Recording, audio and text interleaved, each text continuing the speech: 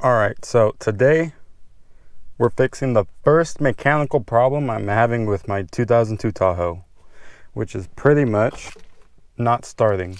So here's the key, put it in, lights and all, nothing, just a click.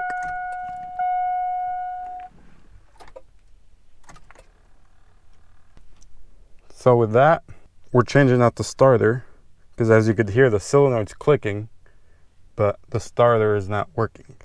So to begin, let's get under the hood. So first things first, you're going to want to disconnect your battery with the 5/16 wrench.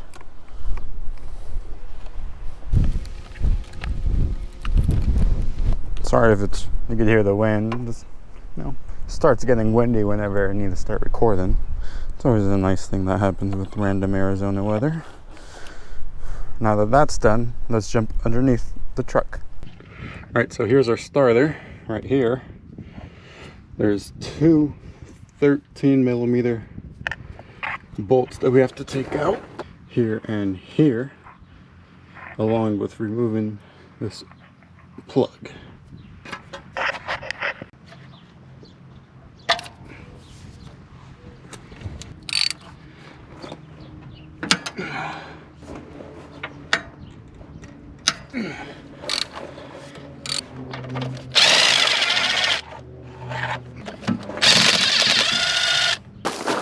So the reason as to why we're jacking up the Tahoe is because we have to pull off the wheel, and then we got to pull back the wheel liner behind it to be able to get to the starter better.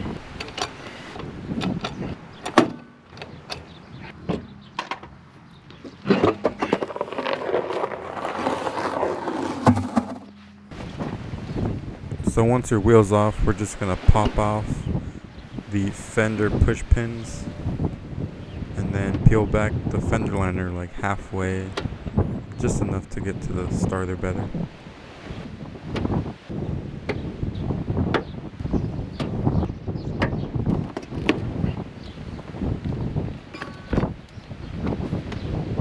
So there's your starter, and right here is a 13mm nut that you have to take off, and there's also another one behind this, but we'll take that off whenever we pull this out.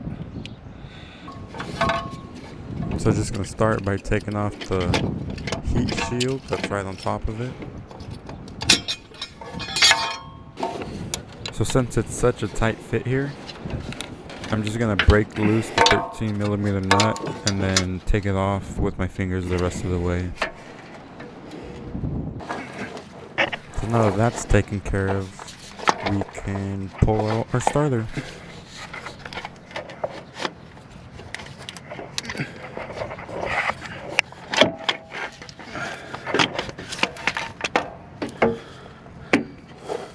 So now we just unscrew this 8mm nut.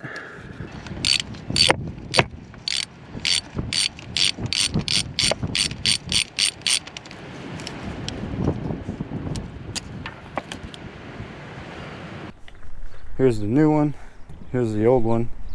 Just match up everything, make sure they all have the same holes and whatnot. It looks good.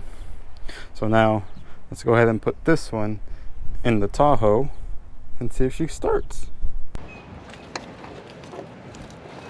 So it's going to be the same process as taking it out, but now it's backwards. So we're going to put on the 8mm nut first,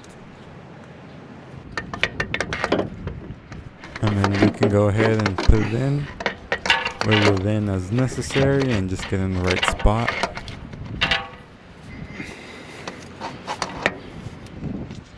Once it's in place, we can go ahead and get our bolt, get it started, and center down.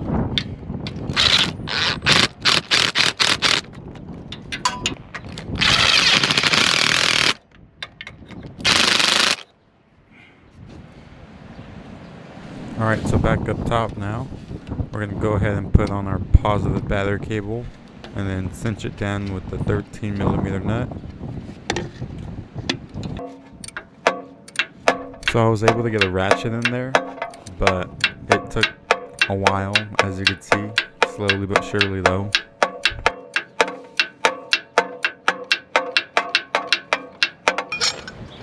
After that's cinched down, we're going to go ahead and put on the heat shield.